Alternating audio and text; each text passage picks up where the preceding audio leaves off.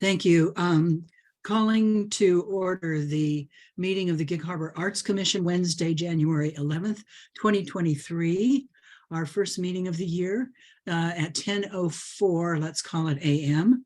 First order of business is the roll call, and I will call your names as I see you on screen. Charlie Glock Jackson, Chair.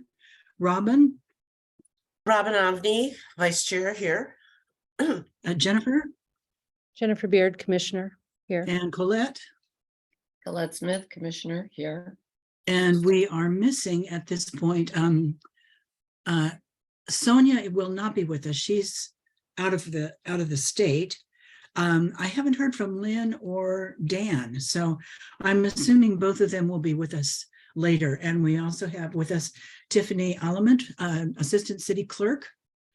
Thank you for being with us as always, Tiffany, and for keeping us on the straight and narrow, keeping this bunch of cats herded. Thank you.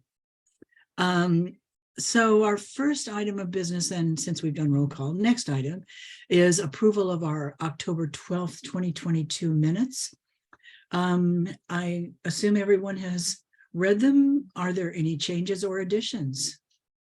No, but Lynn isn't here, so she's usually our. Really, our sharp-eyed, yeah. Tiffany, shall we wait until we have more, or can we go ahead and? I mean, it's up to you if you think she might have changes or additions. But I mean, we've started it. If you want to go, or maybe just jump to this item 3, if you want to start, just did you have the update or did Lynn have the update? Well, Lynn is just always the one who has the sharpest eyes and dots all the I's and crosses all the T's and everything. So I think we're probably going to be safe. I'll ask her later if she joins us, if she had any changes, and then could we make any corrections post approval? Thanks, great. Okay, so in that case, did we have a second? Do we have a motion yet? Okay, I will then entertain a motion to approve the minutes of the October 12th. There's Lynn. Oh, hi, Lynn. She's coming over right now. Okay. I'll move to approve the minutes. Okay. And I'll second. Okay. Let's wait. There's Lynn.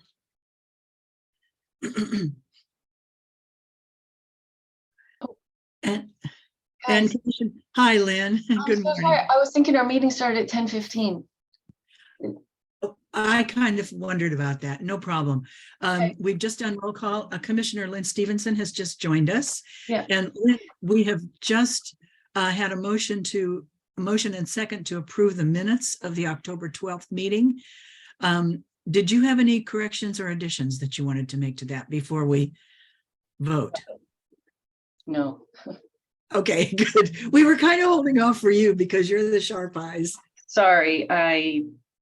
Why did I think? No, 10:15? Is it the Arts Wa? It starts at 10:15. Is that what it is?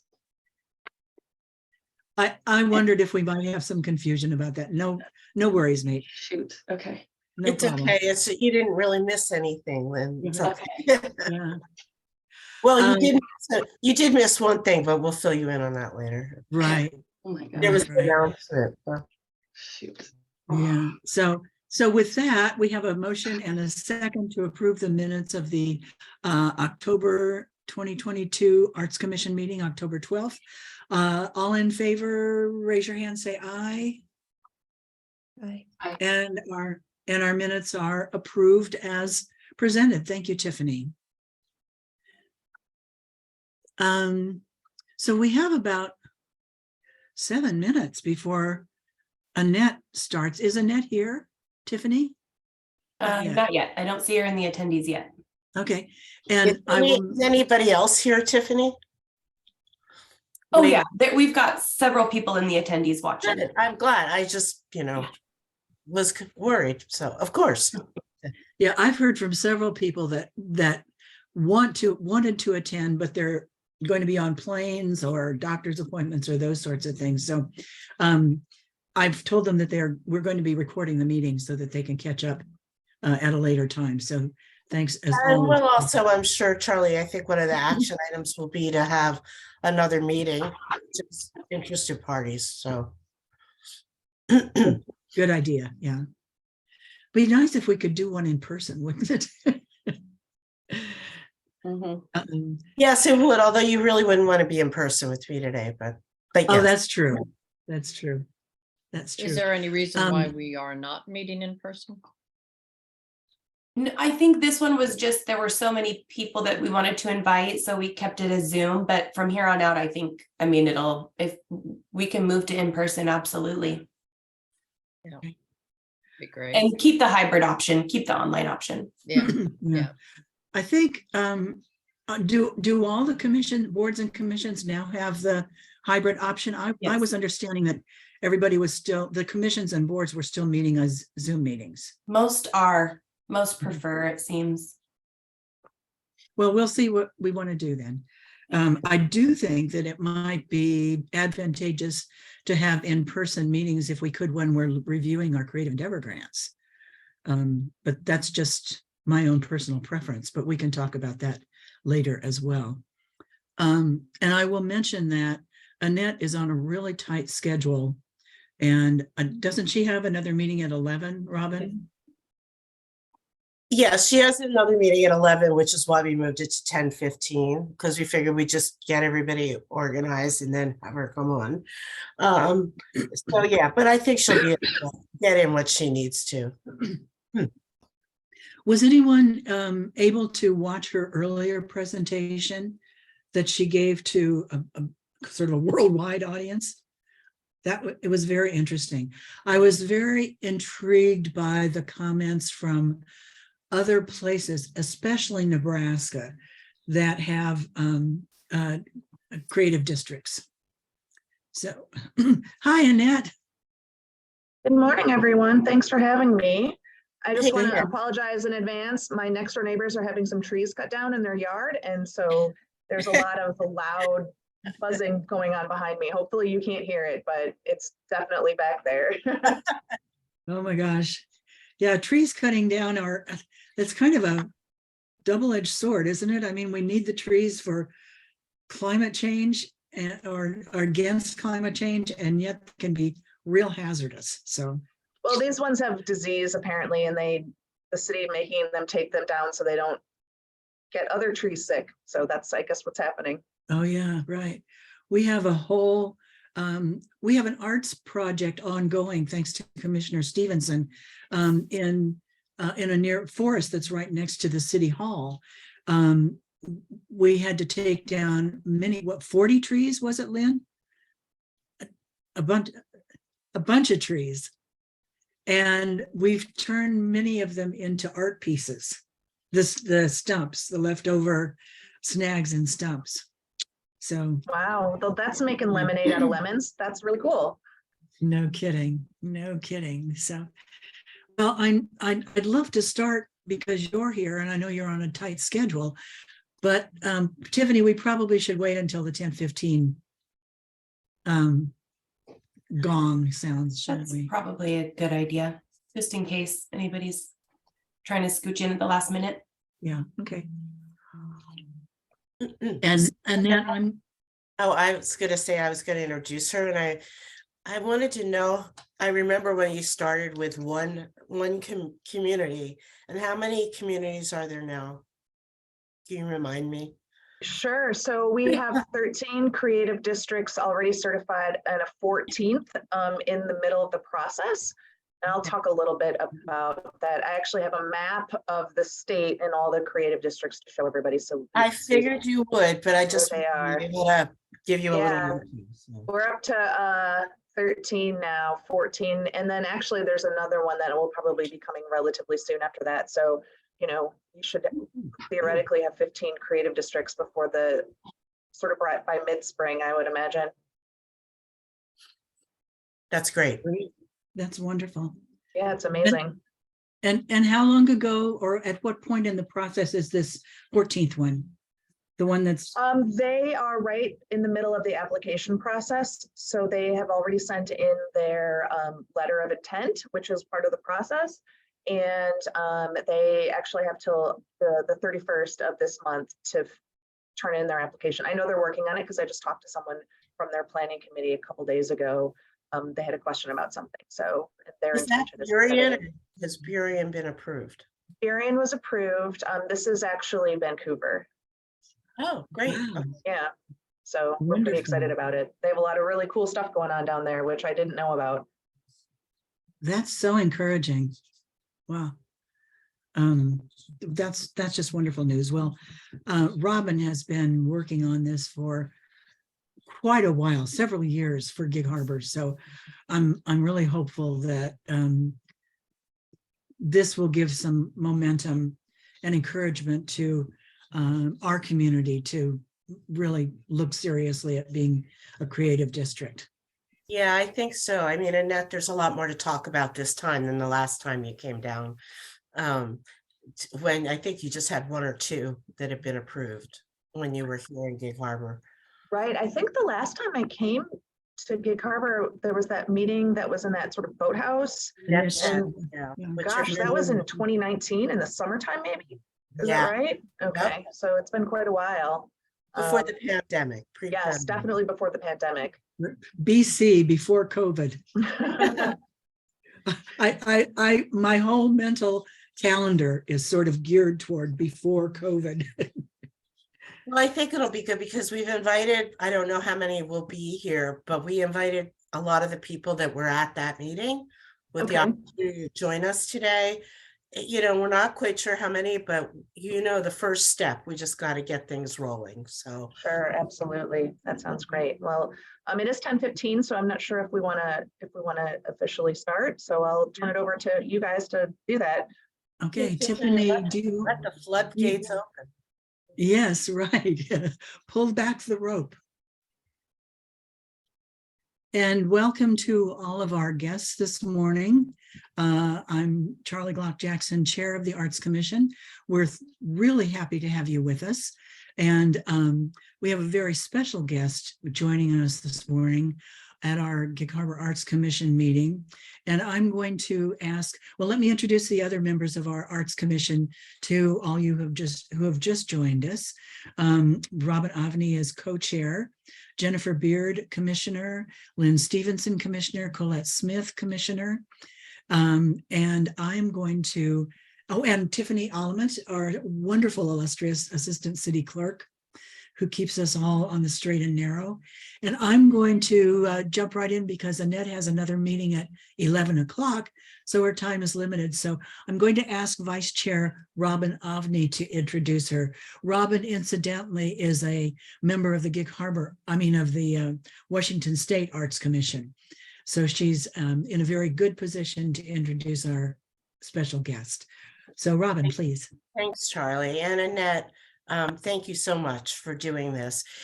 Some of you on the call may recall that pre-pandemic, Annette came down and we had a group community meeting in the Net Shed where she began to talk about the creative districts, and the program was just beginning then.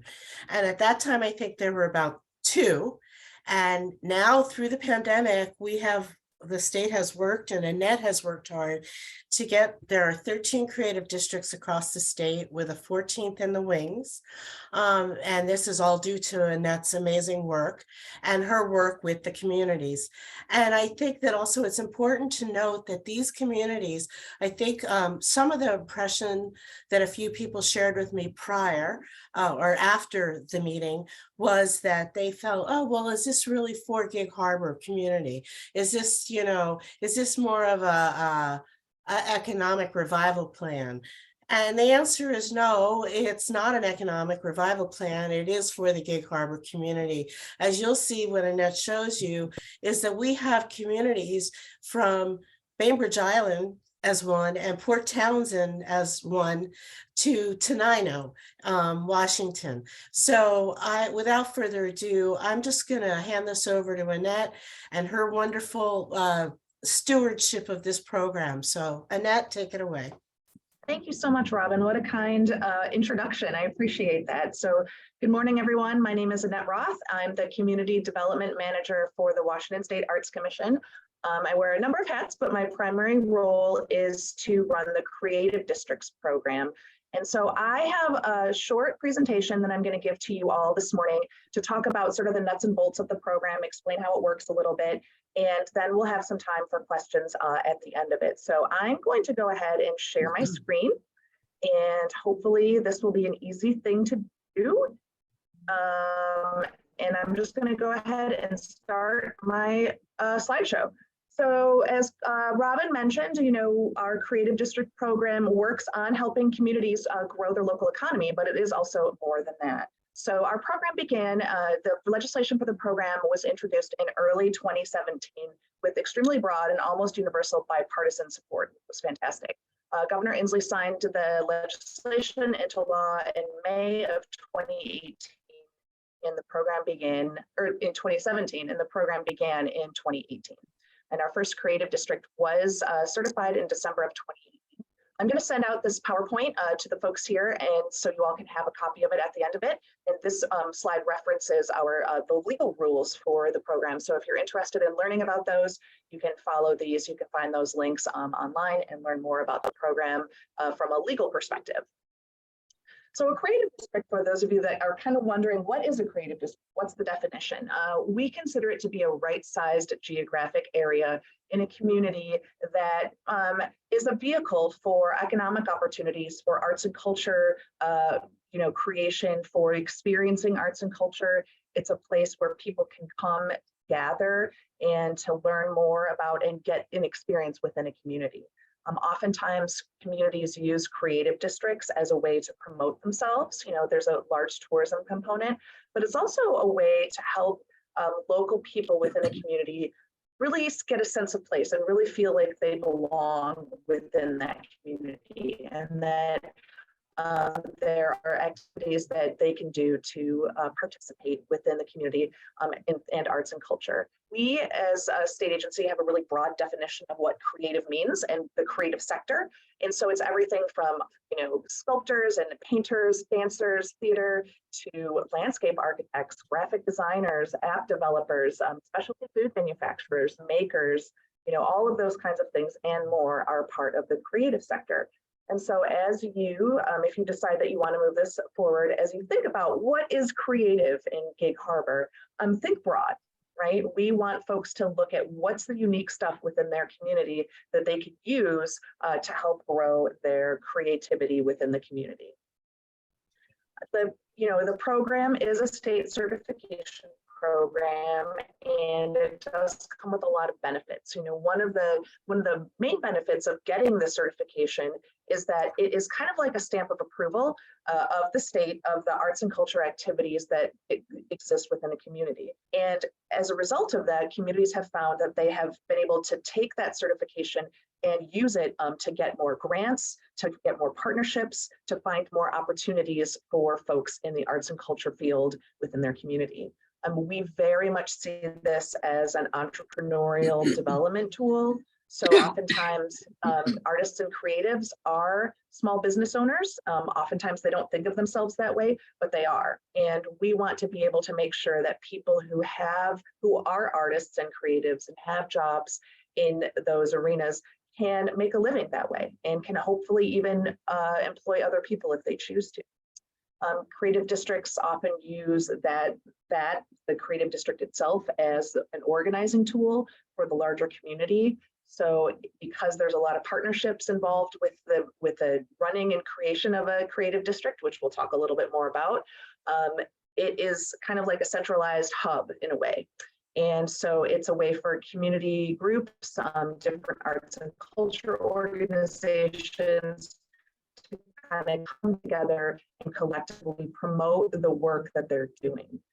Many of our creative districts have found a lot of redevelopment opportunities and have been able to use, buildings that were underutilized and turn them into arts and culture places. So maker spaces or community centers, that sort of thing. We see that is really common in most communities, and oftentimes those redevelopment opportunities are based on what the community is looking for and what it needs. And ultimately, we look at this as a way to strengthen a community's future. You know, in Washington, we're growing, right? The population of the state of Washington has exploded over the past 20, 30 years. And oftentimes there's a lot of change that comes along with that. And sometimes communities aren't sure how they're going to navigate through that change and how they're going to make sure that they can keep the things about their community that are great. And so a creative district can help communities to figure that out and also help guide them to where they want to go in the future. So like I mentioned, it is a state certification process. There is a fair amount of planning involved. It's you know, kind of a pretty standard community process. We have universal criteria for what the districts need to demonstrate, but it is customized for each community because we know that every city and every community in Washington state is different and unique and has its own unique opportunities and challenges.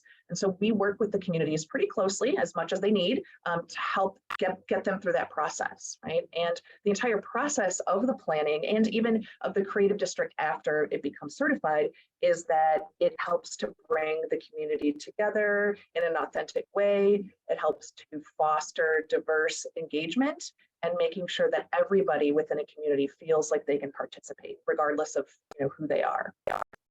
This map right here is a map of all of the creative districts. It's color coded, so I'll explain the color coding a little bit. As Robin mentioned, we do have 13 creative districts, and those are the red dots. And we have them basically in every corner of the state, from Chewelah to Kennewick to Tenino and Port Townsend and in between.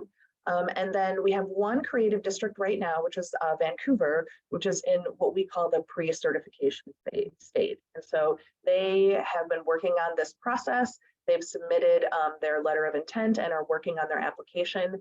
And we anticipate that they will be certified as a creative district probably within the next couple of months. The blue dots are communities that are sort of in the planning stage. They are actively working on creative district certification, but they're not ready. They haven't quite gotten to their, sending in their application yet. And, one of the really exciting things for us is the geographic diversity of the communities. That we have communities that are extremely rural, like Ione has 400 people. Right. And then we have the city of Vancouver, which is looking to become a creative district. We have a creative district in the city of Seattle, which is Rainier Valley. And so the fact that communities of all sizes and all locations across the state see the value of this program and recognize how it can transform their local community is really exciting for us. And for me personally, I love being able to visit all the different communities and work with them because they're all different and unique.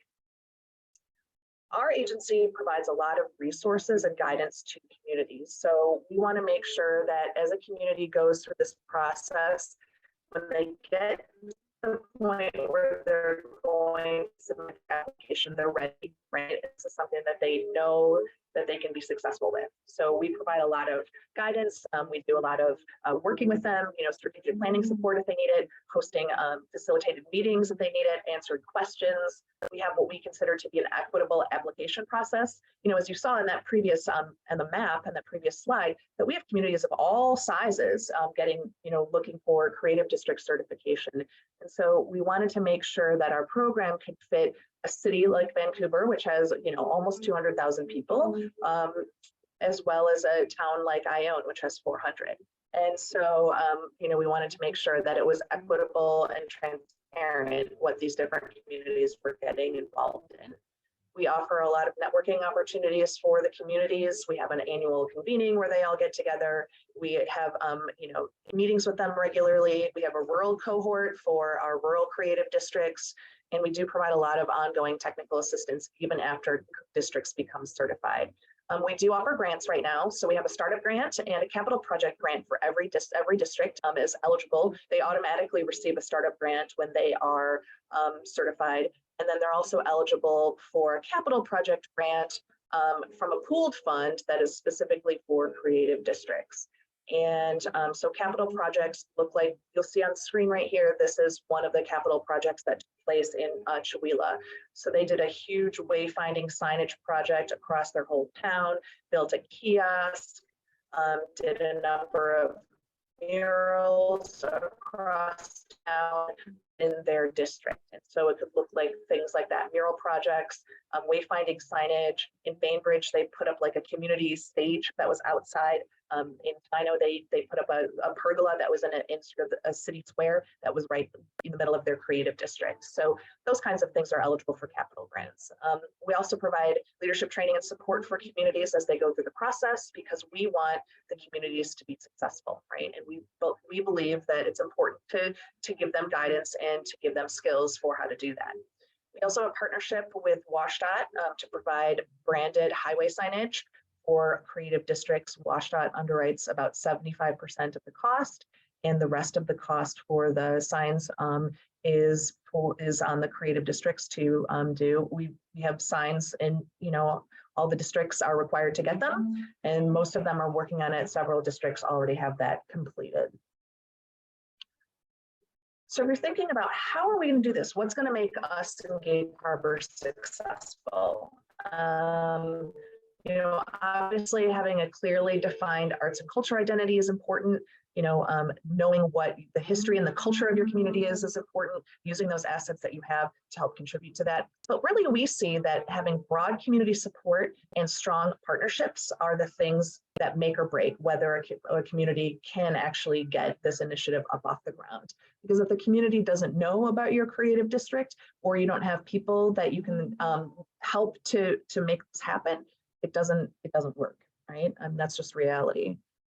We have a requirement that there needs to be municipal approval or cooperation. It's built into the law of the program. That does not mean that the city has to be the designated administrator, but they do have to approve of this. And that could look, if they're not the designated administrator, that could look like a resolution or a proclamation or some kind of support mechanism, saying that they think that this is a great idea and want to see it happen. And then obviously having a solid plan and a vision for where you want to go with your creative district and how you see the creative district influencing your community is important. So there are 4 basic steps to becoming a creative district. It's pretty straightforward, like I mentioned before. It isn't complicated necessarily, but it does take some time. And so the first step is kind of gather, and that is bringing everybody together, talking about this with folks, seeing if you can find partnerships and partners that can help to work on this work. And once there becomes kind of a critical mass of that, then folks can start the planning process. A lot of times folks will start the planning process while they're also gathering people, which makes sense because it is an iterative process. And so the idea is to constantly be looking for partners, to be looking for folks who can provide input. The planning, the first 2 steps are the things that kind of take the longest, really. And it depends, the length of it depends on the sort of will of the community. We've seen some communities who have gone through the creative district process in about 6 months, start to finish, which is really quick. And then we've seen a couple of others that have taken a few years. And some of that was because of COVID, but also it's because they're trying to make this happen in a way that makes sense for them. The URL at the bottom of the screen is a link to our community readiness toolkit. So we provide a pretty comprehensive planning guide. It's like a workbook that communities should use for planning their creative district. So once they get through the planning process, they can apply for their, for creative district certification. The process is explained on our website. Once we receive the application, we have a pool of panelists across the state who work in arts and culture, economic development, at other partner agencies of ours. Some of our staff folks and even commissioners have been on the application panels before. Applications come in and they're not judged against any other applicants that we receive. So this isn't like a traditional grant program where we get hundreds of applications and we have to kind of score them against each other. This is about an individual community. Is this community ready for this? Yes or no? That's kind of what it comes down to. And it's not in comparison to any other community because we don't think that really works with this kind of a program. So once a community is approved, they can begin their creative district implementation. And the certification, the original one lasts for 5 years, and we will help communities get their stuff launched and work through the process. And then, if community wants to, they are able to recertify after 5 years.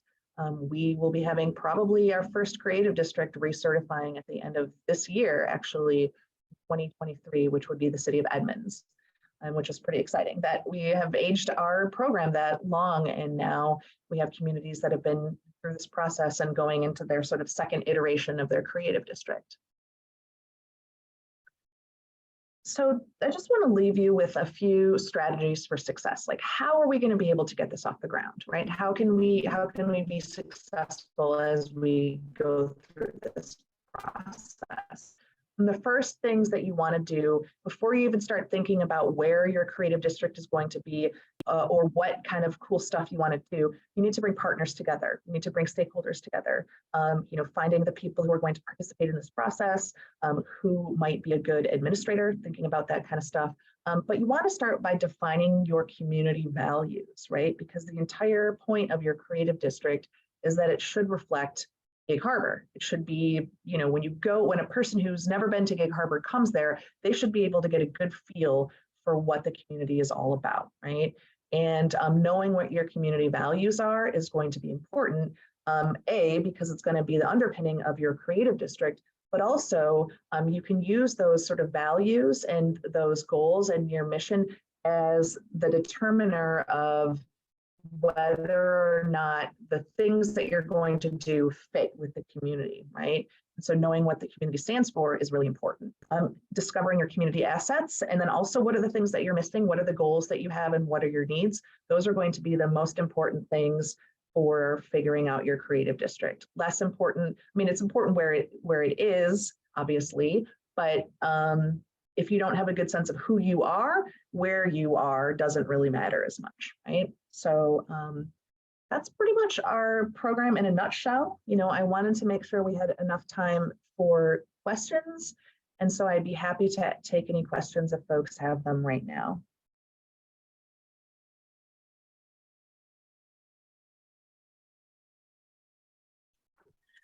Annette, I'll start with a question, if I may. Okay. This Sure. is Charlie Glock Jackson from the Arts Commission. It is an entire town a creative district, or in Gig Harbor's case, would it just be a specific district in the town that's the creative district? That's a great question. An entire town cannot be a creative district, or an entire county, which we've had people ask about that, or two towns that are really far apart from each other. If two cities are adjacent, like they share a border, they could be a joint creative district. That's what we're seeing in Walla Walla and College Place. Part of the reason for that is because of resource allocation, right? And if you think about a city, most of any city, most of any town is residential areas. And while there should be some residential components of a creative district, it doesn't make sense for all, of residential areas to be creative districts. So oftentimes the creative districts in smaller communities, they tend to kind of line up, overlay with the downtown area, not entirely, but oftentimes, and or where there are arts and culture institutions, where there are heritage institutions, historical museums. Oftentimes communities will use their geographic stuff that they have as part of their creative district. So many of our creative districts that are sort of on the sound, their creative district is on the water, on the shore. Others use, whatever land they might have that goes through that. So when you're thinking about that, think about where is the concentration of those things. And that's where you want to kind of focus your creative efforts. That's a great question. Thank you. Thank you for that. Other questions, Lynn? Yes, Lynn Stevenson. I was just curious about the designated administrator. I think that's in our case, I suppose that would be the Arts Commission. I was just curious, in these other 13 and 14 districts, who typically are your main designated administrators? Like, who approaches you and who takes on, managing this whole process? Great, that's an excellent question. on, So on the it's- local level? Yeah. It's different. It's a little different in every community. There's kind of like two camps. One camp is the city runs it, and another camp is a local nonprofit organization runs it. Sometimes we have a couple of communities where the city and a local nonprofit are joint partners, like in Twisp, for example. The town and the Metau Arts Alliance are kind of like co-administrators, although in practicality, the Metau Arts Alliance is the one that does the bulk of the work, just because the town doesn't have enough infrastructure to, they don't have a huge staff. So let's see. So some of the places where the city runs it are Edmonds, Issaquah, Olympia, Moses Lake is another one where the city is specifically running the creative district. In some other places like Port Townsend, Chewelah, Langley are all run by nonprofit organizations. Kennewick is run by a nonprofit organization. So a couple of them have Main Street programs. Their designated Main Street program is also the creative district administrator. So for We happen us, to actually have a Main Street program. oh, you do? Okay, so yeah. that they would be a good partner to look at. I would suggest that, but it's good to have an idea of who you want to maybe run the district, but also think about possibilities for some other folks potentially, right? Because once you get into the planning process, some of the things, there could be mission creep, or maybe that doesn't quite fit within the parameters of this particular thing. So we have seen in other communities where the Arts Commission like kind of runs it, but they're not the actual administrator, because most of the time arts commissions are volunteer positions or whatever, and so Yeah. it can be a little challenging for that. So but we see it all across the board. The requirement by law is that it has to be a municipal or tribal government, or its designee, and a designee that's where the the city approval part comes into play. Thanks. That's a great question. Yeah, Jennifer, go ahead.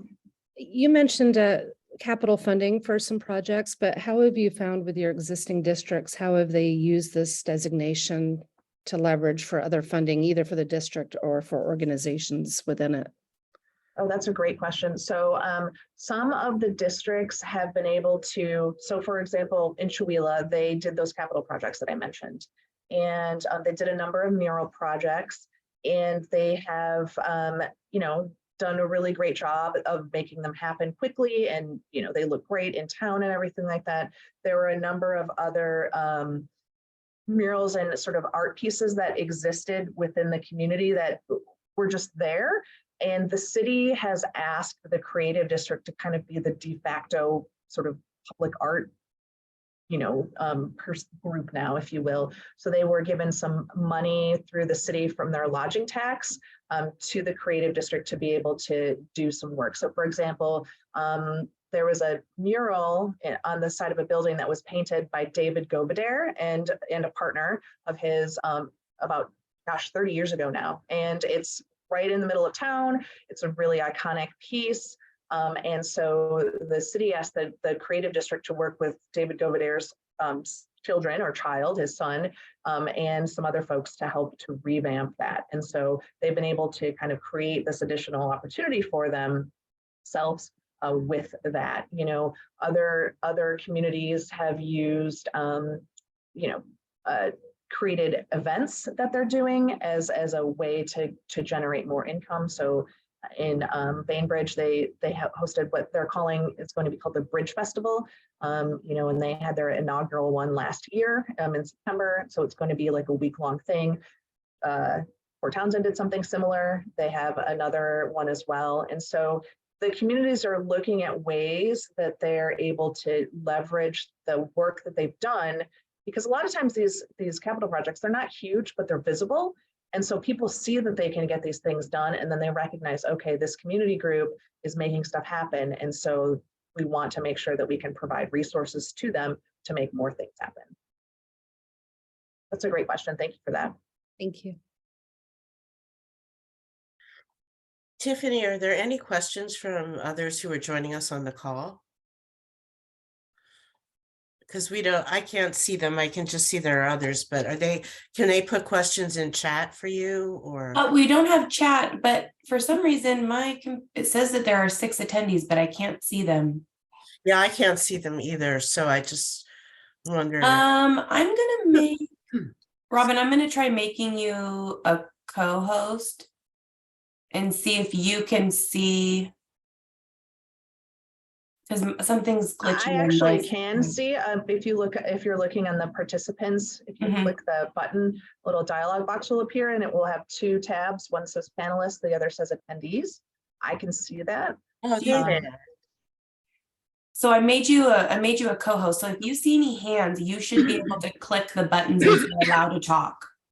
I can't, for some reason, I can only see one person out of the 6. I don't know. Oh, what's weird. going on. I can see I- everybody. I can see everybody now. Thank you, Yeah. Annette. So if you can see any hands up, you should be able, Robin, you should be able to click on the allow to talk.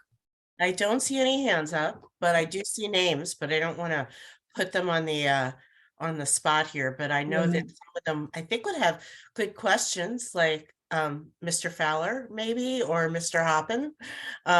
So if you want to let me know, I'll let you join in.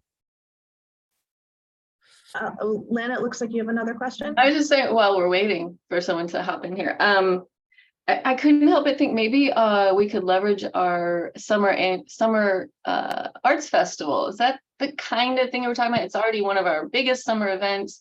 Maybe it just gets expanded, and it's a great time to promote everything that this cultural arts district could be. Creative Yeah, district.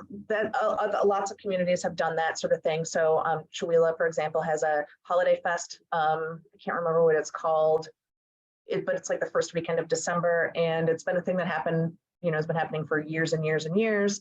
And so it was put on hold because of COVID, and then they brought it back. And now the Creative District has a pretty big part to play in all of the activities. It's a larger festival that involves a lot more partners, but they have expanded it and added new features into this festival that didn't exist before, that the district itself is Okay. so Yeah, I that's a just great feel like, way to do that. yeah, we're not like starting from scratch, sort of reinventing. It's like, what do we have and how do we build on it? Exactly. And that's what part of the planning process is for. So we have like an asset mapping activity that people can do. You can do it individually and then come together, or you can do it together in a group so that you can look at those things, right? Because all of that stuff builds on each other. It looks like there is a question. Yeah, I was, I think I had Larry, I think you do have permission to talk. You just need to unmute yourself.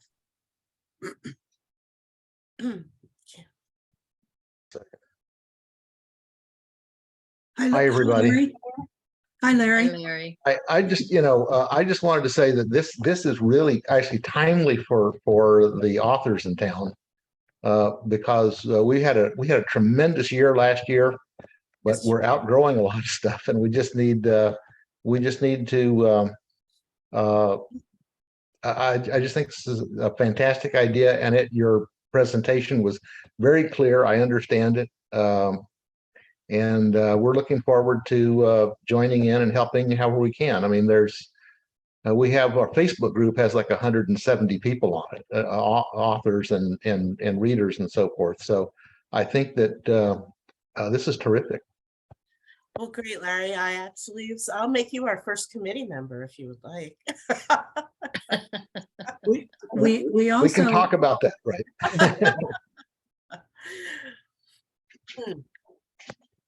Charlie, were you saying something? We can't hear you. You're on mute. There we go.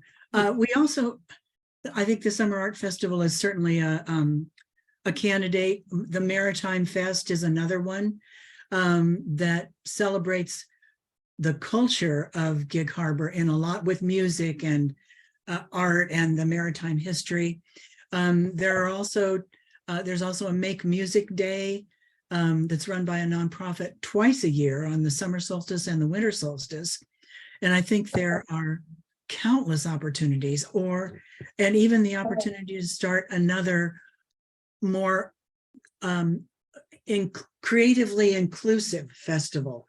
that celebrates the written word, dance, music, visual arts, but something that is capital A arts, that celebrates all the arts together. So I just think there are wonderful possibilities. So Yeah, I agree, Charlie. And I also think, to think of the creative district, I know there are many towns that do creative ways around their creative districts.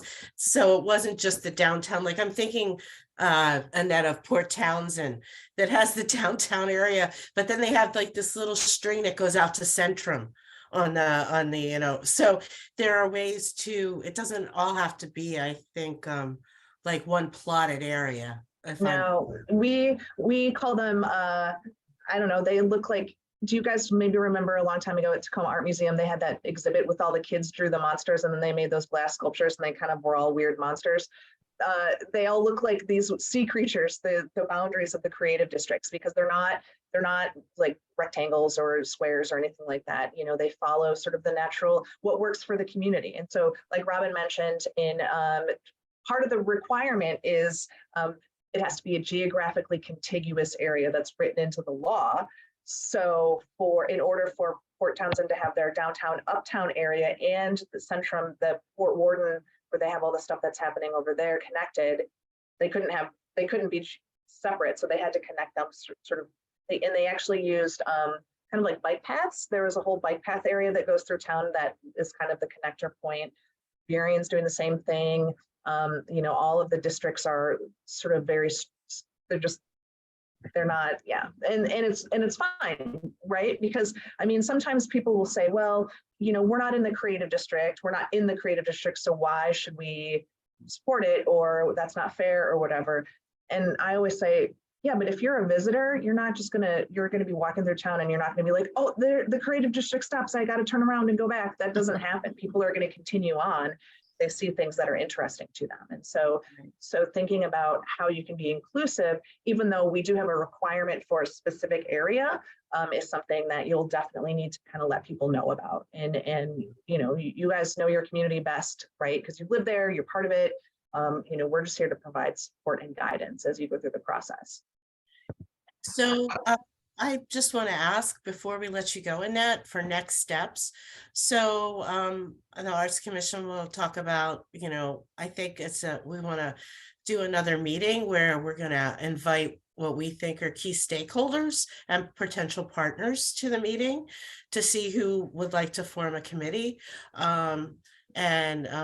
Charlie, stop me if I'm speaking out of turn here, but I think that's our next step. And is that something you would recommend? And is that something we should invite you to, or what would be a typical next step? That is very much the typical next step, exactly what you just said. So spreading the words to this group of folks who are interested. If this is something you want to do, start talking to people, think about who are the people that that should be part of this that are not in this meeting, right? I noticed somebody from the Greater Gig Harbor Foundation, and I think someone from the Chamber was on here a little bit ago. Yeah. So who else, right? Is there a Main Street program? Is there a downtown association, the school district? If there's a local community college, all of those different kinds of partners, the library, all those different kinds of partners are going to be key. Artists and creatives, obviously, as well, and other businesses who might have a stake in having a creative district would be good. Having those conversations and then set up a meeting, and I'd be happy to do another presentation, probably similar to this one, because we have found that if you get that larger group, if everybody gets the same information, and then everybody's on the same page. And for whatever reason, you guys could give them that exact same information, but they're going to hear it differently from you than they would from us. And so we found that I don't know why, that just seems to work. And then at that point, if you need help figuring out like exactly how do we move this forward, we can help you with sort of like what would be possibilities, how do you set up all these kinds of things, right? But the first step is like making sure that people are into the idea and want to participate, because if people are like, nah, we don't want to do it, then it's going to be really difficult for you to move this forward. Yeah. Well, so Annette, would it be possible for this next meeting? I'd actually like to combine it with potentially I don't want to say exercise, but just a brainstorm. Because I think that, like, I know as Guy Hoppin he was at the original meeting. Mhm. And Guy, correct me if I'm wrong, but Guy still leads the Boathouse, right? Right, Which yeah. is quintessential Gig Harbor, but also is an entertainment venue as Okay. well, small entertainment venue. So, I would like to be able to hear from them, some people who have heard this twice now. Is that something that you can help facilitate, or should we look Sure. to get a facilitator? Okay. I could help facilitate that. I mean, I would be happy to come, and if you want to do an in-person meeting, I would be happy to do that. So we can just make a plan for that. We don't have a requirement that communities hire facilitators, because I know, and from economic development work, that not everybody can afford to do that, right? Some, Yeah. like the folks and where are they going to find a facilitator, right? It's like the closest Well, we have city is an hour and a half away, right? Tap, All so right, do but a it's not a volunteer. requirement, like everybody here is engaged and intelligent and can figure this out, but it's not a difficult process. Sometimes it does help to have a facilitator, but it's not necessary. But oftentimes people will just have me kind of help them to move that stuff forward, right? That's what And I then think we'd like yeah. to do. So, Right. but I think the Arts Commission needs to chat a little, and then we'll let you know. Okay, I want to speak for everybody, but I think it's exciting, and I think that there's a lot of momentum here. As Larry was saying, just alone with what he and the group have built with the Literary Society, there are a lot of different players in the mix here. The museum, the History Museum, all sorts of different areas. The Gig Harbor, or the Peninsula Arts League, which Mhm. Cole sits on our board as president of. So there's a studio tour, all of those kind of things come into play. So I've already started a list, and I have about 20 organizations or individual names on my Great. list. So awesome, Charlie. Well, Charlie knows everybody in town, so well, there we're you set. go. That's fantastic. I mean, and one of the things that you can also think about is, as you move through this process, what we're seeing with a lot of other creative districts is that they're starting to partner together to do things. And so you mentioned literary arts are a big deal, sounds like, in Gig Harbor, which is fantastic. And also, like, literary arts is one of the primary focus areas in Port Townsend in their creative district, for example. And so there could be opportunities, assuming you guys go through this process and you become a certified district, there can be opportunities for you to partner with other creative district on things, right? And so we're seeing that partnership either by type, right? So if you have literary arts and they do, maybe there's a thing you can do, or geography, so that they're using sort of their geographic proximity as a way to attract tourists, right? So you could say, like, do a little creative district tour, and that's one of the things that we're working on collectively as in the larger creative districts. The whole program across the state is to move that kind of stuff forward and to move into that kind of tourism. A lot of the districts are looking at how do we do that and also keep our community, we don't want to be overrun necessarily, but we also recognize the value of bringing people in. So there could be opportunities for partnerships in the future. So just keep that in mind as you look for long-term planning. That is awesome. And I will tell you, Annette, we recently, Charlie had started this when I first got to Gig Harbor several years ago. But we were part of a group, and then the commission as well, for cultural planning for the city. We created a cultural element that finally did get adopted by city council. And as one of our action items under what city council adopted is to look into this creative district planning. Oh, good. So there's support at the city level. I noticed, Lynn, you had your hand raised for a second. Yeah. So I'll take that question, and depending on how long it goes, I do have to jump exactly at 11 o'clock so I can go to another meeting. So go ahead.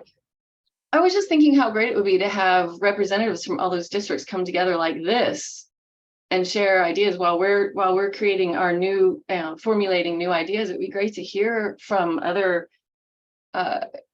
creative district representatives about what, what they've learned and what could help us starting out, Sure. We do provide support. So, if you guys have an issue or a question about something, we'll definitely connect you with other creative districts who've gone through the process or have gone through what you're doing. We have an annual convening. We're going to be doing our first in-person annual convening in over 3 years in the fall of this year. And so one of the things that we're looking at with that is potentially having a part, not for the whole convening, but a piece of the convening or part of it that inviting in the districts that are in the planning process into the larger group to talk to everybody, because we do have pieces that are specific for the work that they're doing, but we want to make sure that we foster that. So that's a thing that we do as well, provide that, making sure that we can provide that sort of collegial and learning and growing together. We don't believe that the districts are in competition with each other. They're not, because they're all different. I mean, Bremerton and Bainbridge are 20 minutes down the road from each other, super different creative districts, right? I mean, Olympia and Tenino, 20 minutes apart from each other, completely different creative districts, and that's okay. And we want to be able to see that. So if you have those kinds of needs or questions, we can definitely connect you with folks. Great. It's 10:59:21. Okay.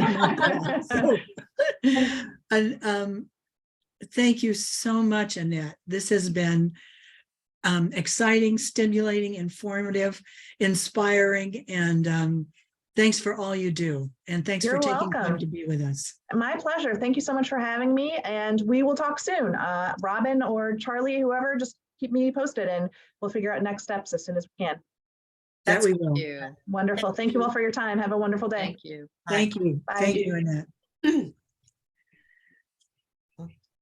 Wow. That was inspiring. That was wonderful. And Yeah. I'm tickled to see the other guests that we've had. It's good to know that there's community interest in this.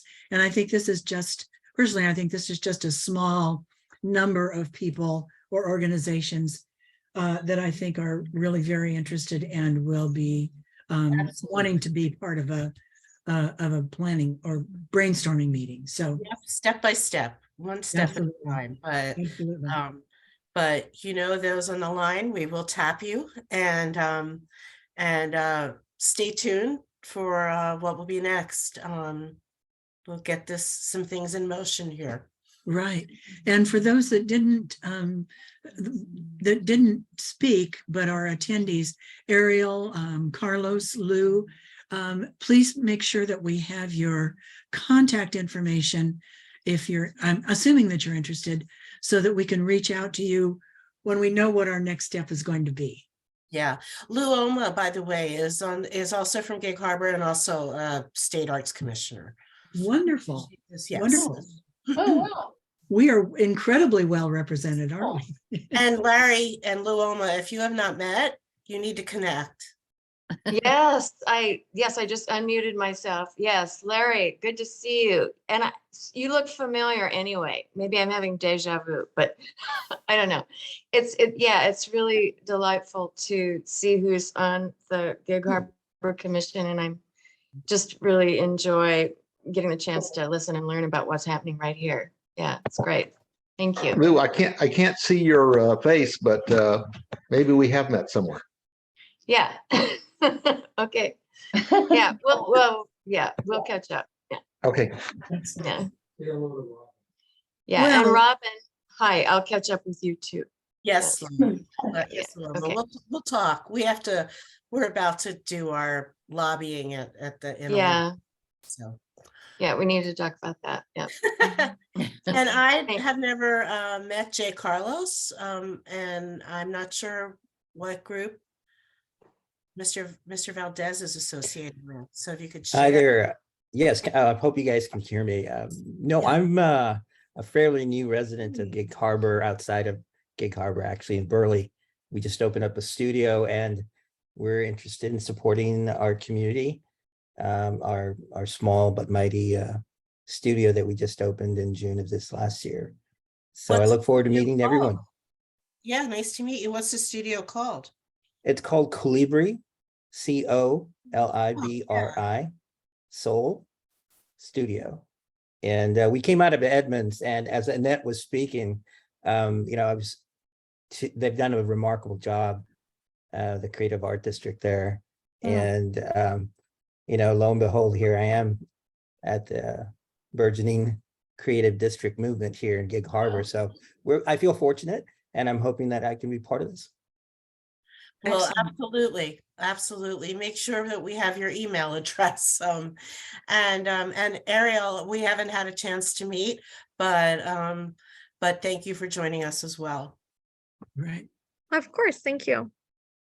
Yeah, I do know Ariel, and I've worked with her quite a bit, and it's always a wonderful experience, and her network is vast. So this is a good group. We like that. Yeah. All right, so I guess that's it for the Creative District, Charlie. So I throw it back to you and see what's next on the agenda. Well, I think we need to, do we want to take time right now, commissioners, to plan a next step? It seems like that's going to be quite a focused discussion. And I wonder if we should have a special meeting for that. We do have other things on our agenda, and less than an hour to talk about it. So what is the consensus of, I do think that having scheduling a large meeting, hopefully in person, in which we could bring together this long list of organizations and individuals that could be interested, that could be stakeholders. I think that's our obvious next step. Planning that is going to take some time. So shall we just have a subcommittee of commissioners to pull that together? Or, Well, I'll tell you what, here's my thought. I think that probably March would be a good time to aim for a meeting. So why don't we begin gathering the list? We can all send names to Tiffany. And then we can review the list at next month's meeting. And then also think about if we could get the net shed again, which was lovely and so quintessential Gig Harbor for the meeting. I know Mary is retiring, so but she was instrumental in helping us get the Arabelle net shed for our last meeting. So we can probably do that. We could also perhaps think of having it at the city. yeah, we could do it at the community center, right? Or the city center. The city, yeah, the civic center. So Yeah, yeah, that's a good idea, Charlie. So But- then we'll ask Tiffany to find Yeah. us. Well, But if everybody can take as an assignment to make a list of who they think should be included, and then next meeting we can discuss it. And Charlie, maybe we can work with Tiffany to do a date. Yeah. Sounds great. Is that, are you in on that, Tiffany? Okay. Yeah, yes, Colette. Yes, could I ask Charlie that you forward the list of names that you've already compiled? To all of yeah, us, to all the, and then we can, work from that, I rather can than do that. duplicating. Yeah. Well, I think it would be interesting to see if there are duplicates. I mean, Well, could we see the names that you have come up with so far? oh, and that yeah, way we sure. have something to But work off. I'm still working on it, but yes, I'll share that list. All right, thank That'd you. be great. And Larry and Ariel, and do you go by Carlos, J. Carlos? If you could forward to Tiffany any names that you would like to suggest of people to be included other than yourselves, that would be great. Will do. Thank you. Will do, yeah.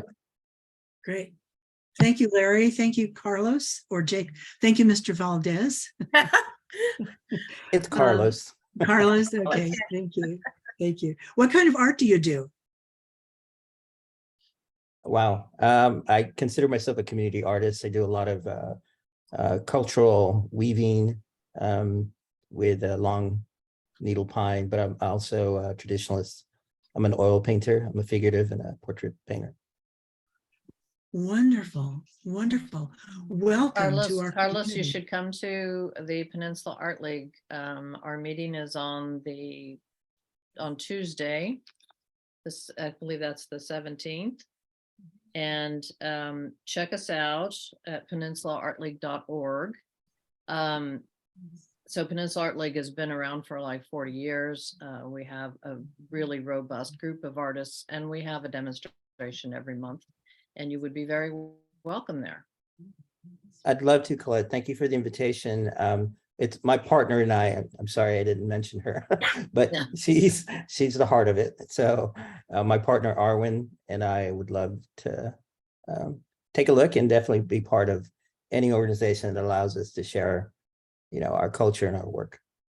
And Excellent. I- Yeah, maybe we could have you do a presentation and we could learn about you. That would be great. We can work with that.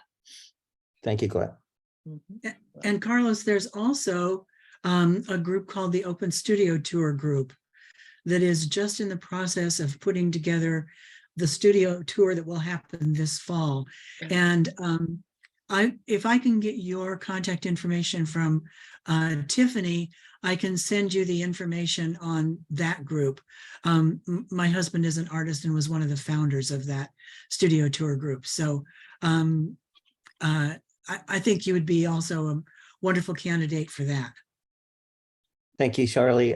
Actually, today we're meeting at noon, a handful of artists and participants that have joined us in the last 6 months here at Colibri Soul.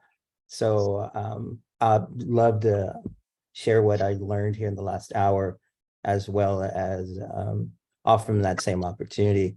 Tiffany, if you want to, it's www.colibrisoul.com. And you can see our website and there's contact information. It's quite easy to do. And we're here in Burley, Washington. And again, we look forward to join in and help us. We work with nonprofits as well. So there's a lot of information on our website. Great. Thank you so much. Thank you. my- Thank you. Okay. Shall we move on then to, so our assignment is everybody put together a list, and I will send the organizations that I have on my list, and we'll call it macaroni, take it from there. So our next item of business is, I have Yeah. a protocol. I'm sorry, go ahead, Robin. That's okay. I have to ask Tiffany, should I move Luoma, Ariel, Jay Carlos, and Larry to? It doesn't matter. It Okay. doesn't matter. All right, I just did want to make sure I was doing the right thing. Okay, Yeah, it's fine.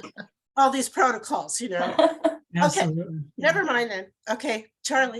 Yes, so next item of business is a review of the 2023 application for our Creative Endeavor grants. That's going to be another kind of probably a long discussion. Would anybody mind if we skip to number 3? Lynn, are you up to giving us a little update on the sculpture signage? Yeah, that'll be a quick one. Tiffany, by any chance, did you get the email I sent you with it? You can pull that up on the screen. This is what the current signage looks like. It's 23 inches by 17 inches tall.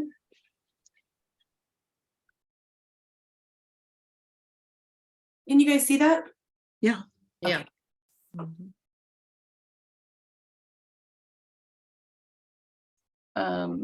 Charlie provided some updates and edits to the text that was previously on this signage, which was really great, Charlie. So there were some good catches there.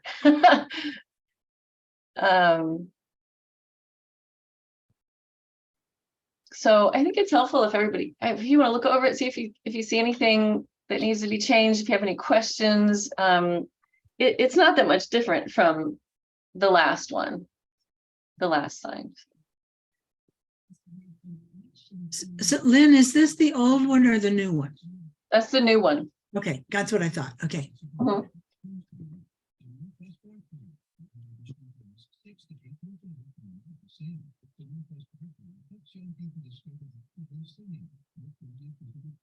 So what are you asking us for with this? I'm not clear. Are you just sharing or is there an action? Well, we just need to, I guess, just get approval for this. It's a fairly simple update to the sign that was there before. We just wanted to run it past you guys. For any, any input you might have. It's mostly just to keep the commission up to date on where we are with it. Since it was just a little side assignment that we got from Public Works, I think. I think it looks great, Lynn.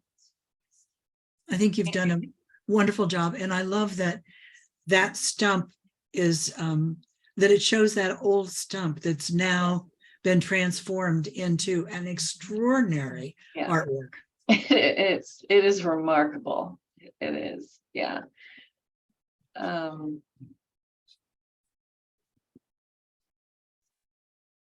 Yeah, I don't know what happened to the sign. I think the previous sign was damaged or I think it had to do with the wording.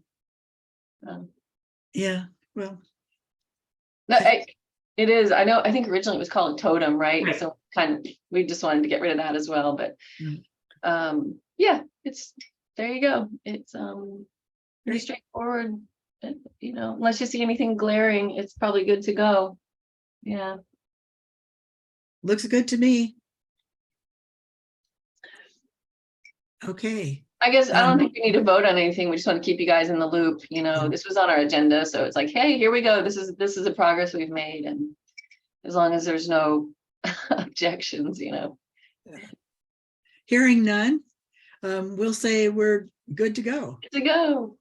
ready to launch.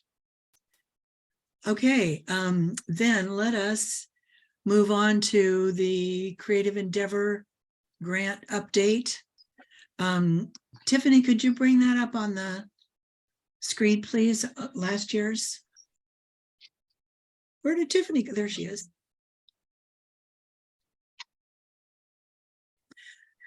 So of course we need to, everything that says 2022, first off, needs to be changed to 2023. And were there any real problems that we had last year with applicants not understanding or misunderstanding the questions on the application? Jennifer, I know you had some really important contributions to make to some of the confusion that we had. Yeah, and I think we went through it pretty in depth after the last grant process, but it was mostly to do with clarifying what costs the Arts Commission considered appropriate, and then also what, like the scope of the project. Right. Does anyone disagree that March is the right time to make our decisions and announce the grants? That's 2 months.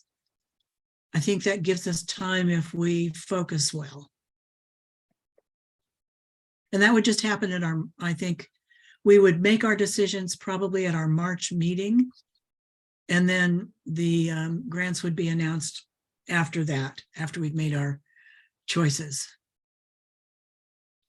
And our Okay. March- When are we talking about launching this then? Like right in the next couple weeks or? well, that's up to us. Okay. I think we need to plan on, one of the things that we need to plan is when our in-person presentations are going to be. And because I think that's a real important that's an important step in this process. When we have a chance to meet the applicants face to face and hear from them and then ask them questions. So when are we going to be available to do that is a question. Well, we are honored to have one of our grant recipients here, Larry Fowler. I wonder if there was any kind of feedback about, questions or issues. I feel like the timing of last year's seemed pretty good. I felt like it was. So late March is probably, that works. I mean, unless we could do it earlier, but that would mean February, so. Lynn, I think earlier would be cutting off a lot of people. Oh, okay. Because you're right now, if we get this out at the end of January or hopefully before that, it's still only giving people like a month and a half to Right. get their information together. Peninsula Art League submitted, participated last year. Yep. I think that the forum itself is very straightforward. I didn't see any issues with that. I think though, but what's most important, as Charlie mentioned, I think it's the timing. Because I think, we definitely want to get enough, we want to get more participants, to take advantage of this. Mhm. Also, I had a question, is the amount the same? I can't remember what the city approved. 35,000.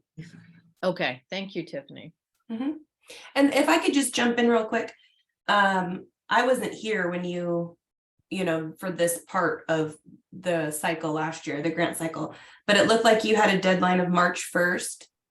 And then your meeting, you held your March meeting, which was the 9th. This year would be the 8th. And at that March meeting, I believe is what you had the 10-minute presentations, Q&A. But it looks like you discussed, I don't know if you actually held one, but you discussed having like just a Zoom call with just 2 or 3 of you present for anybody that wanted to ask questions on how to fill out the application or anything like that.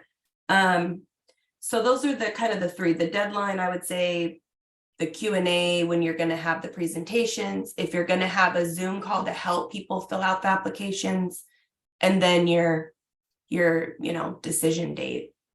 Right. And I think it did work last year. It was a long meeting for us, but to have the presentations on the same day as our regular March meeting, I thought was helpful, because then we already had a date that we'd sort of, committed to for a meeting. And that gives the applicants plenty of time to put their application together and then submit it. And then we would review those applications at our March meeting, which would be on the 8th. And then immediately following those presentations, we went into discussion and then made our selections. And it can be a long meeting, but I think to get it all done in one time frame was really helpful. Because then we don't have to worry about what did they say last week when we met with them. And I mean, it's still fresh in our minds. Any thoughts on that? I think that's a good proposal, Charlie. I think, basically the only thing that would need to be done is to update the dates, make sure they coincide with our meetings and get it out as soon as possible. Right. I can't remember, how are the, does the commission have a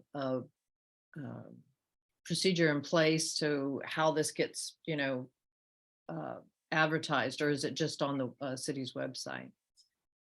We can each of us can publicize it within our own networks, and then the city posts it on their website and on their Facebook page and does their normal publicity marketing of it.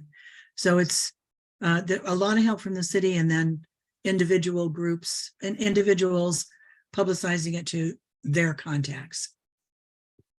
Great. So does it, do you automatically send out invitations to people who applied before? I will do that. Yeah. Yeah. Great. That sounds great. Great. I didn't see anything on the on the application itself that Okay. jumped out.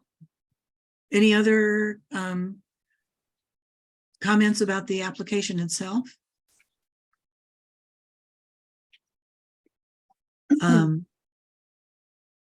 Lynn? I wasn't sure if we addressed the clarifying the things that we will and will not fund. If I can speak a second, I was, last year I was surprised because the previous year we had submitted and been reimbursed for refreshments at an event. And then last year I noticed that there was a very clear statement that that would not be covered. So, I mean, the clarity was there. And that we did get a private donation to allow us to continue to provide the refreshments at our event. But I mean, as far as clarity, it was clear to me. I mean, I wasn't. I did not understand. We don't cover this. Right. Yeah, I don't remember why we put that in originally. I think it had to do with the fact that our purpose is not to fund hospitality kinds of things, but rather the creative experience. Not that eating and flowers and presentation of food is not an artistic endeavor, but I think our purpose is more on the actual creative event itself. And anyone else can jump in and correct me if I'm remembering incorrectly. Well, I mean, I think that's appropriate. You know, the part of it is that last year there were so many people who were applying, and there had been, I think, I understand that most everybody was reduced in terms of what they were, what they had asked for. And I think that it's important that the commission focus on the things that the commission wants to achieve through the events. And if any of us who are applying want to do something beyond that, then that's up to us to fund. I don't see a problem with that at all. Okay, good point. Thank you. Thank you, Larry. It's good to have a perspective of a grant recipient. I appreciate that. Any other questions or comments about the application form itself? Lynn, did we answer your question, Lynn, about clarifying things that we will and won't fund?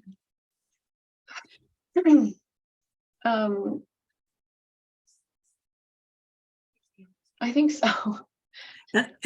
As I recall, one of the questions that we had last year that we had quite a spirited discussion about was signage.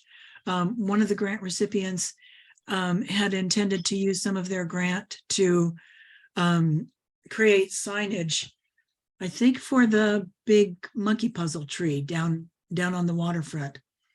And we decided that that was somehow permanent equipment. Right. And so do we need to clarify that?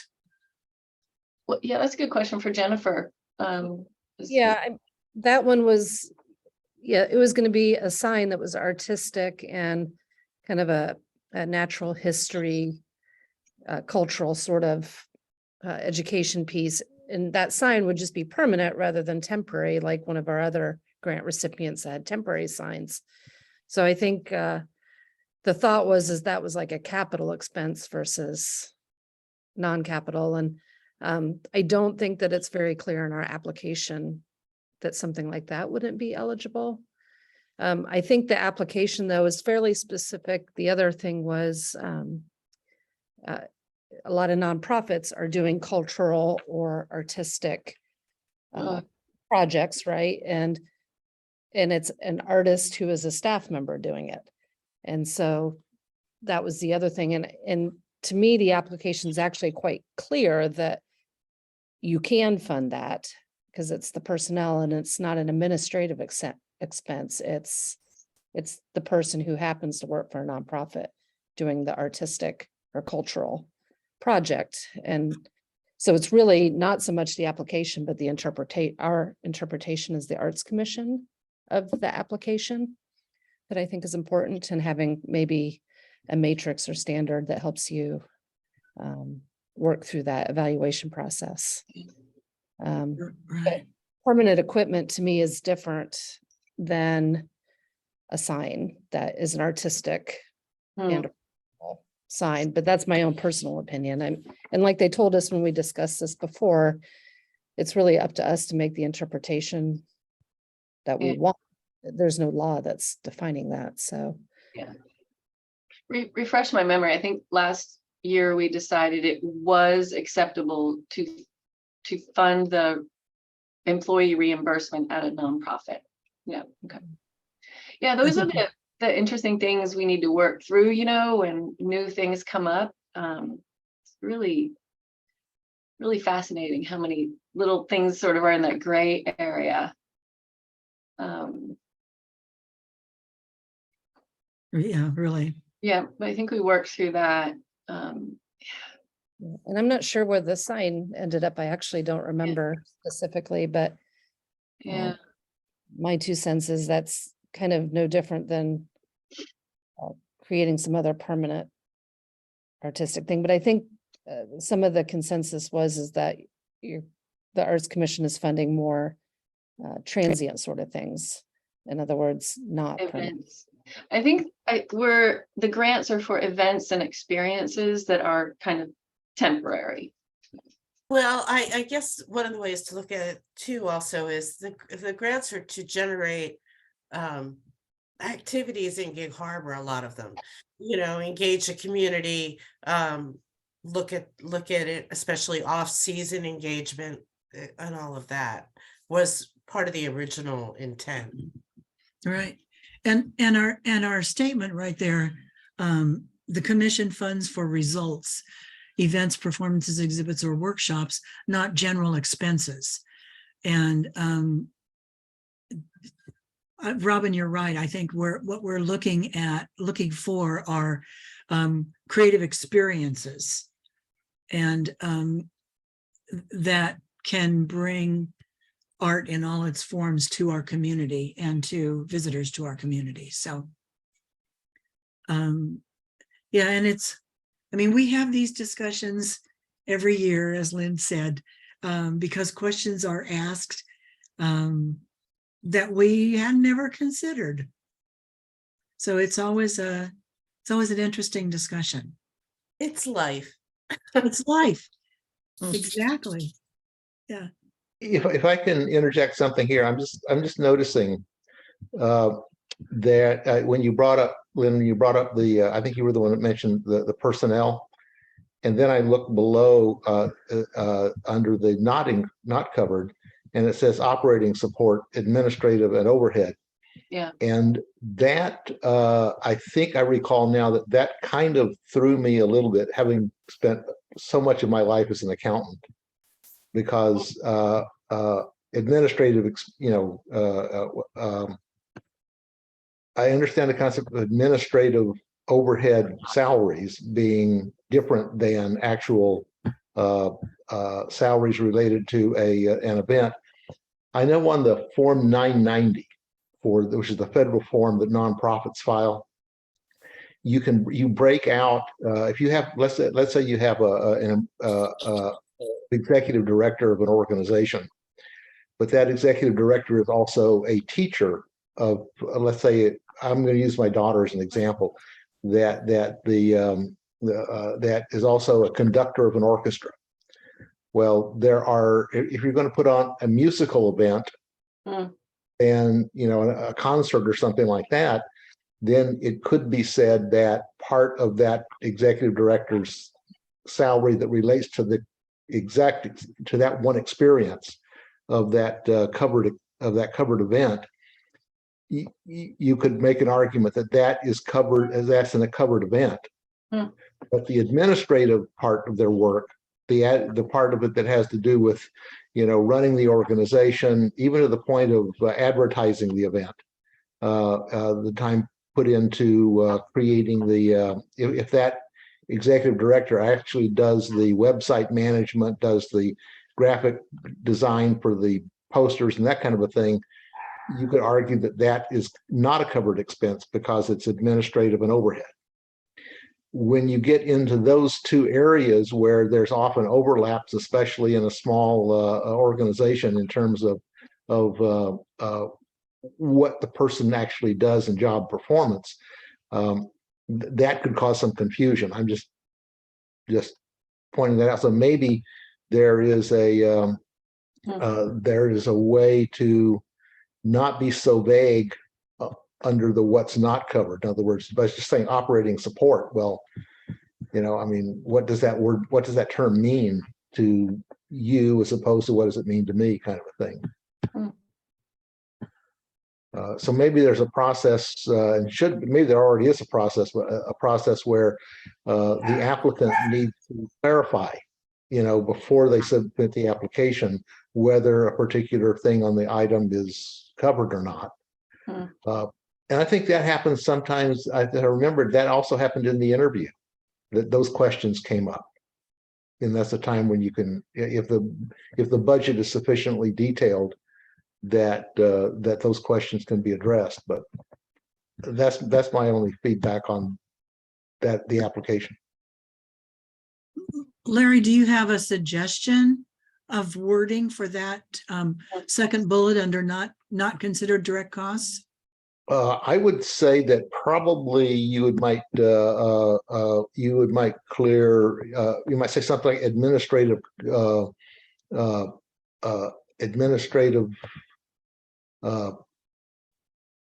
maybe more specific, administrative costs, including overhead, management compensation, and then other overhead costs, like mortgage payments, utilities, that kind of a thing. Usually we try to be much in the accounting world, we just try to be more specific about what those examples are.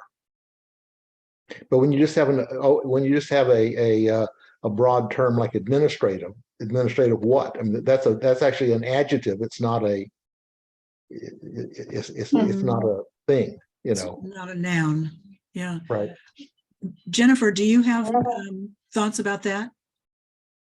Well, I'm just thinking about lots of other grant applications where they often will say like administrative costs not covered. Because most grants, it's surprisingly difficult to fund that stuff. I'm just trying to think of any language I've seen that makes it more specific, because I know what he's saying. And I think we kind of experienced that with the museum's application, because I'm in an administrative role here, but I also participate in program activities. And so some of my time is administrative, some of mine is program related. And the part that, we were seeking for would be the program related, not the administrative. And many people in a nonprofit spend their time in a little bit of administrative, hopefully a lot of program services, and then maybe some fundraising in various percentages. I would say, I'm not entirely sure what the wording should be changed to, but I would say that I think the budgets that we received were kind of all over the place, and some were incredibly detailed, or offered very little detail, and sometimes they were funding very similar activities, and the more detailed budgets tended to be not as favored because that invited more questions about what they were paying for. But Right, I remember. and so I think maybe having an expectation of what kind of budget you really want to have might help clarify. And then maybe that could be looked at before the interviews to make sure everybody's on the same sheet of music. A lot of grants will offer a budget format and an example of the detail that they would like to see, so you know what to provide. Interesting. So any comments on, so should we maybe change that to administrative costs rather than operating support? Is that clearer to people that are the numbers persons? in an organization? Well, I think the operating support is pretty clear by itself. I think Okay. it was the examples that tended to be less clear, because operating support to me would essentially mean that, you know, anything that's in your operations that is supporting this, as opposed to actually being a part of it. I'm going to use an example that was from last year that when I left the meeting, that long meeting, I scratched my head and said, you folks are going to have a hard time, you know, figuring this one out. But it's when the school district has teachers Mhm. doing teaching activity, Mm. you know, is that taking some of your operating expenses and just kind of shuffling it around over here and saying that we're not going to fire this person if we don't get the grant, you know, and but we won't do we won't do the event, but we're not going to fire the person. You know, we'll find something else for them to do, and we'll continue to pay that salary with taxpayer dollars. But then in that particular case, they were asking for, you know, for funding for a project that they were going to do. And so the reason I was feeling sorry for you guys is that you were going to have to figure out, well, is this a fair allocation of that person's wages Mhm. that's represented in the budget, you know? Because again, the cost was not going to go away regardless of what happened with the grant application. But I think, Larry, if the organization is not actually asking for the salary or cost of that personnel, the fact that they are receiving a salary shouldn't preclude them from using that personnel, like as it says up above, personnel including artist presentations and workshops. So if you have a teacher who's involved in the program, that the salary doesn't come into account, because what we're funding is the actual event. Right. If that makes sense what I'm saying. So maybe the language could be changed. Like, obviously, we know that there are going to be paid personnel that, but what we're funding is their participation in, and that's not included. Their salary is not included, but their time is, I guess. It does get a little confusing when you break it down that way. Right. It does get confusing. And the easiest thing would be, let's say that the teacher was there, and I'm just using that as an example because it's kind of an easy example to use. It is a good example. Yeah. Yeah. The teacher's going to be there in the classroom when this event is taking place, but you hire a resource person to come in and that is specific to this event. And if you didn't have the event, you would not be hiring this resource person. Well, the resource person would be covered under personnel up on up above. Right. The teacher being in the classroom with that and assisting that resource person would not be covered. Right. That's correct. Yeah. Right. And it definitely makes tracking the funds a whole lot easier. However, the teacher example, I think, is actually very complicated because the teacher is the schools and the teachers are supported by taxes. Right. Whereas most of our applicants are either nonprofits or individuals that are not tax-based supported. So I think the teacher example is actually very complicated. And I think maybe one of the things, and this will be beyond me, that will have to be decided is if an entity is tax supported more than, say, a certain percentage, are they eligible for this grant? On a separate note, if we're just looking at nonprofits, this is entirely how nonprofits work. You know, for example, our education person at the museum is on staff and receives payment, but regardless if a program goes forward or not in the short term. But in the long term, that person would not be on staff if we can't secure adequate grants for various programs that are mission specific throughout the year. And, It's how nonprofits generate their revenue, or one of the ways that they generate their revenue is through grant funding. And you do that by, I have a 80% chance of receiving a grant to fund this project this year, and that's how you plan. And so, and most nonprofits should, and many do, be tracking their time in various programs and administration and fundraising. So they can go back and give documentation, either on a grant report or an audit or something, to show that, yes, they spent, X amount of hours doing this program that was funded by this grant. They keep very detailed records, or they should. So you could have who does 60% administration in a nonprofit, but maybe they spend 50 hours working on a program specific project that was grant funded, and they can.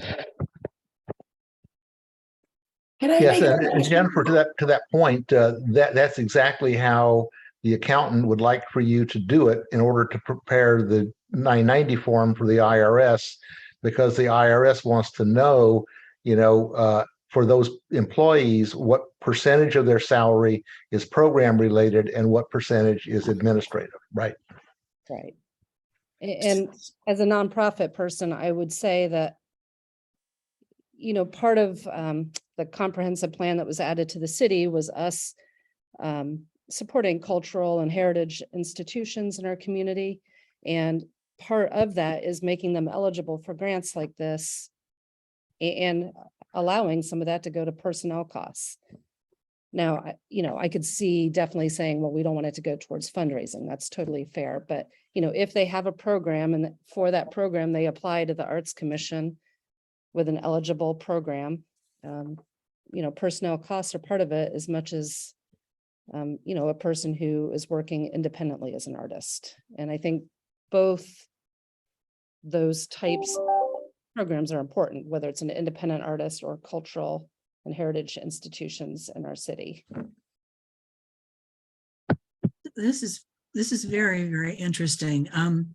So where does that leave us with this pesky bullet number 2 operating support? Is it clear the way it is? And we just internally need to make a decision on what that means, or do we need to change the wording on operating support? You could say no administrative or fundraising expenses, or no administrative, fundraising, or I guess overhead or building maintenance or things like that. the fundraising is listed here. That is there. That's good. Right. What if you changed it to operating or overhead costs? And then you, in parentheses, you could say general salaries, mortgage, etc. But up here, you could say personnel costs directly related to the planning and implementation of the event, including artist presentations, workshops, so that they understood that personnel costs that are directly related to that event are covered. General salaries, mortgage payments, etc. are not. That's perfect, Tiffany. Would that make it clear? Remember that wording. Okay, I wrote it down. Okay. So, you guys are happy with that? Overhead costs such as general salaries and mortgage payments. But then personnel costs directly related to the planning and implementation of the event, including artist presentations, workshops, things like that. With that, that sounds good to you? Sounds great. Okay. If I could suggest one other thing, is that you might also have a note or something, maybe an asterisk on one of those 2 issues that says, if you're something to the effect of, if you're going to pay, what I'm trying to get to here is that the asterisk would say that it would encourage them to keep time records to justify the difference between administrative or overhead personnel costs and direct program costs. But that's probably a good idea, Larry. I'm not an accountant, and honestly, numbers make my eyes glaze over. But is it our responsibility as the commission to tell them that, or should their treasurer or financial officer already know that? Well, Jennifer? Okay. I'm sorry. Go ahead, Larry, if you want Go ahead, Larry. I was going to say that would assume that they have a competent treasurer or such person in the organization, but and a lot of small nonprofits just can't do that. I would think though that ultimately the commission is going to make a decision. And the commission is going to be the one making the decision of whether the cost is covered or not. So the question is more, how much information do you as a commission want to have access to make that decision? Or are you to some extent willing to say, we're just simply going to believe that these people are that the applicant has made the right judgment call in terms of how much to put on the invoice? Jennifer? Go ahead, Jennifer, and I'll go after you. Well, I think whether a nonprofit chooses to itemize their time that way and how they report it is really a decision for their board and executive director, and not for us to impose. However, if as the Arts Commission, you find it relevant where you would like a reporting of time, asking for them to just keep track of how much time they put into this project is a fair ask. 8 hours in producing this art piece or whatever. That being said, I would caution, there is already an enormous amount of, there's the application, there's the lengthy interview process, and then of course there's the grant report, which the grant report is pretty simple and quick to do, but the combination of the application with the length of the interview process is a lot for the amount of money that is being requested. Exactly. And I would That's- caution you yeah. on not overdoing it here. If things seem fair and reasonable and not too out of line, then I think that that's fair. And you're already kind of picking how much time you're going to fund anyways at the beginning, not the end, because Yeah. Exactly, Jennifer, that was exactly what my comment. So I just second that. We're not talking about a lot of money here. And, and I think that we should just, we shouldn't ask for that much detail. That's a big time sink. And I think we're okay with, I'm fine with the way you just put it, Jennifer. Yeah.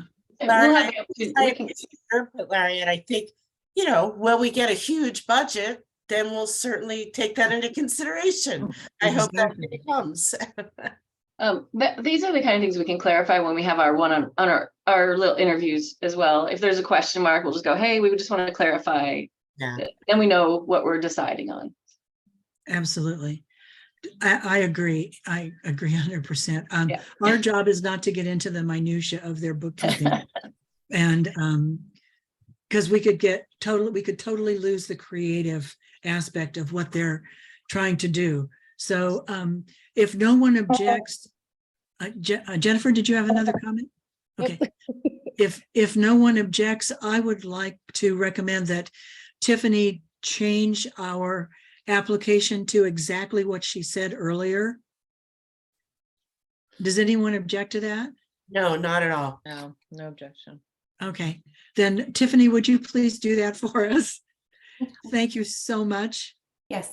And then before we close out, I'll just want to verify all the dates though too, so I can get the application ready to go. I'm sorry, your audio kind of broke up on Oh, that. I'm sorry. I just want to make sure before we close out that I have all the dates. The deadline, March 1st, Q&A will be March 8th. And then if you want to schedule the Zoom in February, maybe, or I don't know. Yeah, I think, well, let's, I think that Q&A prior, especially for new applicants, was helpful. Okay. And not all of the arts commissioners need to be present for that. But are there any comments or especially objections to having a brief Q&A opportunity for applicants to approach Tiffany and myself and another commissioner to, if they have any questions about filling out their application. Oh, I think that's a great idea. I think we did that in the evening, right? Wasn't that 5:30? Ish. Might have been. I think when we did first, we did two at one, and we did one in the evening and one on the weekends or something. Right, And I think we didn't have to do the weekend though, right? I think we right. set it up, but they all showed up. Actually, that was for the interviews. I think that was for the interviews, not the pre, Oh. not the pre. I'm sorry, what I'm talking about is the, what shall we call it? Tutorial The answer, the tutorial. Yeah, thank you, or Colette. Q&A, yeah. Q&A, yeah. Or frequently asked questions, the FAQ. Yeah, there we go. So that should probably be, I don't know, the week of February 20th, maybe. That's about 10 days before the applications are due, the deadline. And I think that the Monday of that week, is that President's Day, the 20th? Yeah. Yeah, that's a holiday. So, Tiffany, what would be your availability? Well, first, do we want to do it in the evening? Is that best? I will be part of that answer group, the Q&A, the A of the Q&A. Lynn, would you like to be part of that? Yes, I'd love to be. Mhm. Okay, and let's see. Jennifer, will you still be here? No. Okay, Robin, would you be part of that? Actually, because I'll be doing the some corralling on the creative district, maybe we could have someone else from the committee participate in Okay. that. So we spread the knowledge out a little more Yeah, too. okay. Colette, do you want to be part of that? Sure, I can be part of that. Okay, If we have a date nailed down. we're trying to do that right now. Okay, okay. Uh, So- is an evening Q&A best for everybody? Or I'm just fine- during the I'm day? fine with that. Lynn, do you have a preference? Evening is good. Okay. 5:30, I think it's probably good for a lot of participants as well. Right. Tiffany, is that all right with you to do something at like 5:30? Absolutely, yeah. And is there a day, or I should say an evening, in that week of the 21st through the 24th that would be best for you? Any day is fine with me. Okay, you want to go with Wednesday, the 22nd of February? How does that work for everybody? Sure. Okay, so 5:30 Wednesday, February 22nd will be our FAQ. FAQ-A. And will we just host this via Zoom? People can Yeah, hop on just and ask Zoom. questions? Perfect. Right. Okay. And that's just for anyone, new applicants or anyone that might have questions about the process and like that. And isn't that information that we put on that grant application somewhere in that information is, you know, It certainly should be, yeah. If it's not on there, I'll add it about Okay. a Q&A or frequently asked questions session or something like that. February 22nd at 5:30. Mhm. Great. So Tiffany, do you want to, well, actually, if you want, we have 3 minutes. Do we want to go over the actual grant application right now and make all those date changes, or do you want to,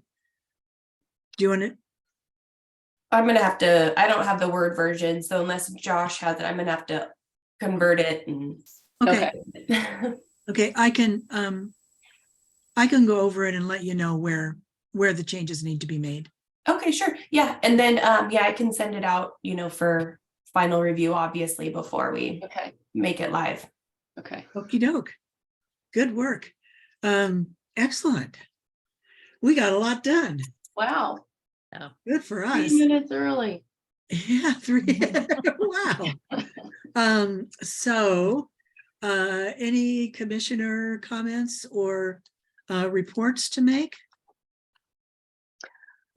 Oh, hey, yeah, I don't know if I might have mentioned this at our last meeting. I'm a new member of the the Downtown Waterfront Association.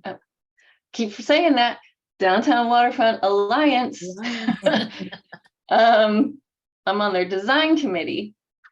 And at our last meeting, I mentioned this creative district idea, right? So I invited, I sent that invite to Mary and she sent it out, and I don't think anybody showed up. But at noon today, I've got another meeting talking about Main Street. I mean, that's in 2 minutes. So if you guys are interested, I could probably forward a link. I know it's like right now, and it might be, I don't know how long it's going to be, but it's sort of an introductory presentation to what Main Street is. So I'm new to that committee, and I'm not too clear on what the Main Street program is. But that's coming up here. If any of you are interested in logging on, I can send you that link. Yeah. And that could be a real informative meeting. I've done several stories about Main Street, and Yeah. Gig Harbor's Main Street Association has been is becoming renowned for the activities that they put together and the success of the Main Street program. So kudos to our Waterfront Alliance. That is just a star in the whole Main Street program. And we would definitely consider them, that we would want them to be a big partner in Oh, yeah. The creative districts. Yeah. For it also sure. has to do with it would also open them up, for some grants too, with partnership and creative placemaking, which is part of the NEA, the National Endowment for the Arts. So There's a huge opportunity for yeah, that. be our advocate and rep there, Lynn. Go for it. Yeah, okay. That's why my next meeting is to find out what the heck is Main Street. Like that's Great. Excellent. starting right now, I guess. So, Starting right now. yeah. Okay, well, with all due respect to Lynn's schedule, unless there are other comments or questions for the good of the order from commissioners, I will entertain a motion to adjourn. Gus says yes. Gus makes the motion. I don't know. Who that is. Second. I'll Let's second. see. Okay, Colette. So we are adjourned. Thank you all so much. Thanks. I will see you next month. Thanks, everyone. See you soon. Bye. Bye.